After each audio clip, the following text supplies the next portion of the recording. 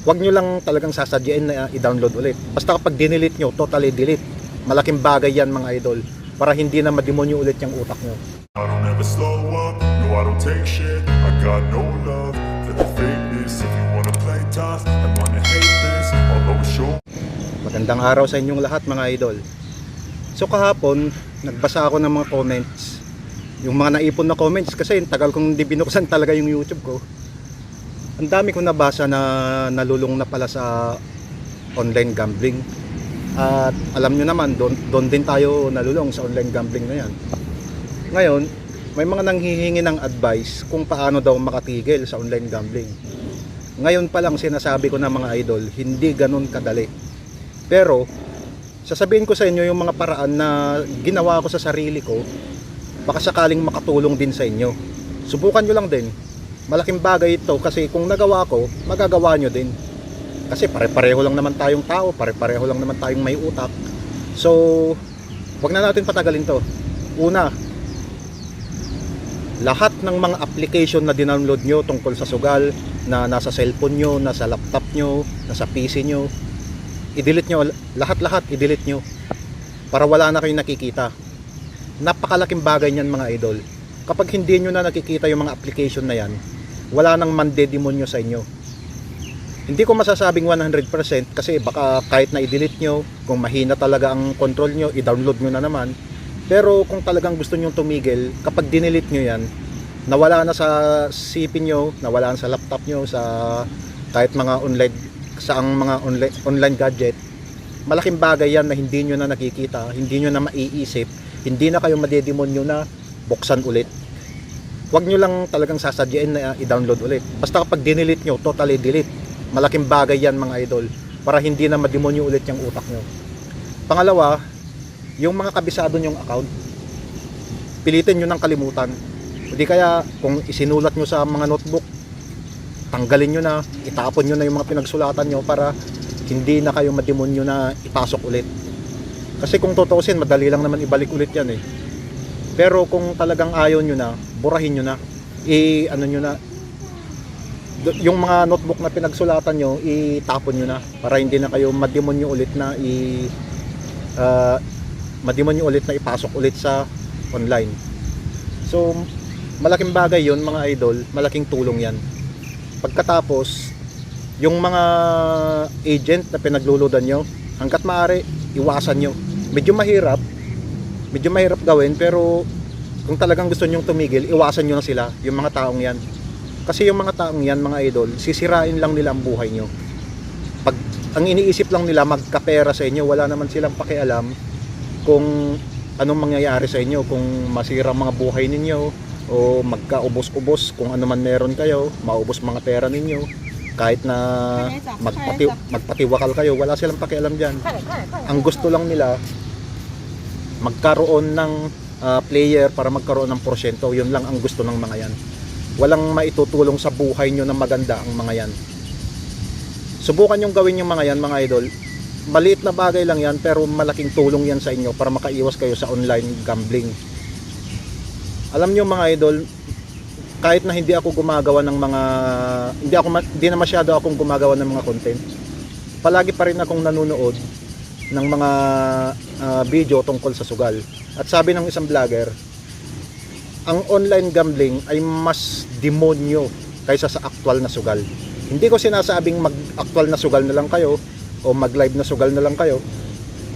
Ang sinasabi ko lang, mas demonyo raw ang online gambling kaysa sa aktual na sugal. Alam niyo ba kung bakit? Kasi mga idol, ang online gambling, nasa cellphone nyo lang yan eh. Nasa laptop nyo, nasa PC nyo. Kahit mag-isa lang kayo sa kwarto, o di kaya tumatay kayo, kumakain kayo, pwede kayong magsugal.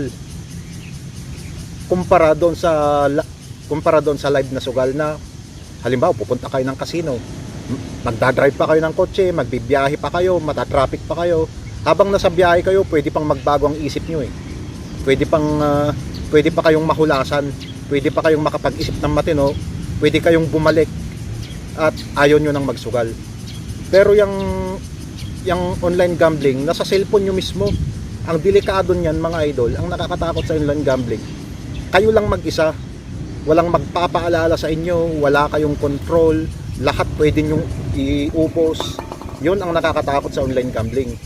Walang pipigil sa inyo, lalong lalo na kapag mag-isa lang kayo sa kwarto. So napakaraming nalulong dyan, napakaraming naubos dyan, at isa na nga ako dyan mga idol. Kahapon pala, napanood ko sa balita, mayroong isang nalulong sa sugal na nang agaw yata ng bag, napilitang magnakaw. So hindi naman bago yan sa mga nalulong na sa sugal mga idol. Hindi naman bago yung mga ganyan. Marami ang nang hold up, nagnanakaw, at ang matindi pa niyan, marami ang pumapatay dahil lang dyan, hindi kaya nagpapakamatay. Yung nangyari doon sa Resorts World Casino, dahil din sa sugal, napakaganda ng trabaho noon. Sumasahod ng napakalaki, napakataas pa ng posisyon yan sa gobyerno. Pero ang nangyari dahil sa nalulong nga sa sugal, sabi nga ni yung isang sikat na si Idol Atong, nakatikim daw ng 10 to 15 million yata yon sa sabong. Nakatikim, doon na nagsimula. Hanggang sa nagkandalitsi-litsi na, nagkabenta-benta na yung mga lupa, hanggang sa nagbebenta na siya ng baril, hanggang sa dumating na nga sa punto na siguro napraning na siya, di na niya alam ang gagawin niya. Para makaganti man lang kahit papano, sinunog na lang yung casino. Dumating na sa puntong ganon dahil sa pagkalulong niya sa sugal. So huwag niyong hintayin na dumating pa kayo sa punto na ganon. Hanggat kaya nyo pang iwasan, umiwas na kayo hanggat di pa kayo nasisira ng husto. Huwag nyo nang hintayin na masira pa kayo ng tuluyan. So ayun mga idol, subukan yung gawin yung mga sinabi ko sa inyo. Kasi kung sa akin nakatulong, sigurado may magandang epekto rin sa inyo yun. At saka gawin nyo yung ginawa ko, itinutok ko yung oras ko sa trabaho para malibang yung utak ko, hanggang sa dahan-dahan ko na siyang nakalimutan. Na dati, nung sabihin na natin na kaadikan ko pa, kahit nasa trabaho ako, ang iniisip ko talaga sugal. Kahit na anong ginagawa ko, nasa loob ako ng higaan, ang iniisip ko talaga sugal.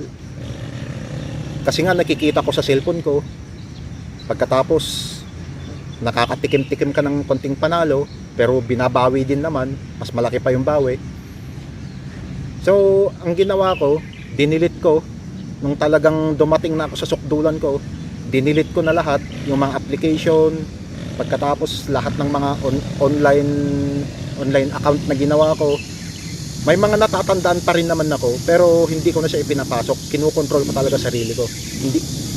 Pagkatapos yung mga listahan, ang dami kong ginawa, hindi lang mga 10 online account ang ginawa ko sa ganyan.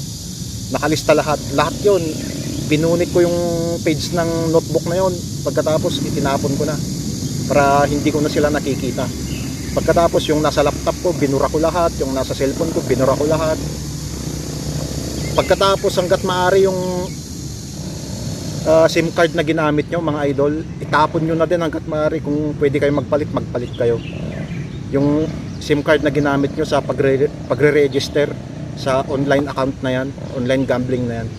So ayun mga idol, subukan nyo yung sinabi ko, malaking tulong yan. Medyo hindi siya ganun kalaking, sabihin na natin hindi siya ganun kalaking advice, pero subukan nyo lang, malaking tulong yan sa inyo. Umiwas kayo sa mga tao na maaring maglulong sa inyo sa sugal. Kapag may nagyayaya sa inyo, kahit kaibigan nyo pa yan, kung sinong Poncio Pilato pa yan, iwasan nyo sila.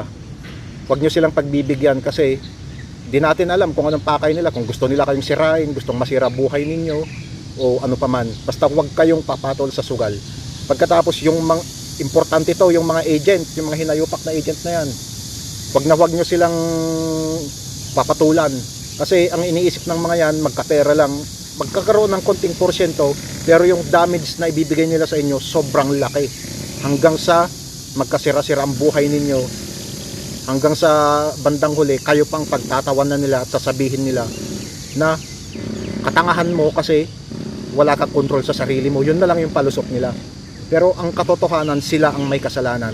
So ayun mga idol, sana Sama-sama tayong paglabanan ng sugal na to, maging online gambling man yan, maging actual na sugal man yan, para maging tahimik ang buhay natin kasi sobrang stress talagang binibigay sa atin ng sugal na yan. So ayun mga idol, lagi nating tatandaan sa sugal, wala tayong makukuhang positive, puro negatives. Maraming salamat sa panonood mga idol.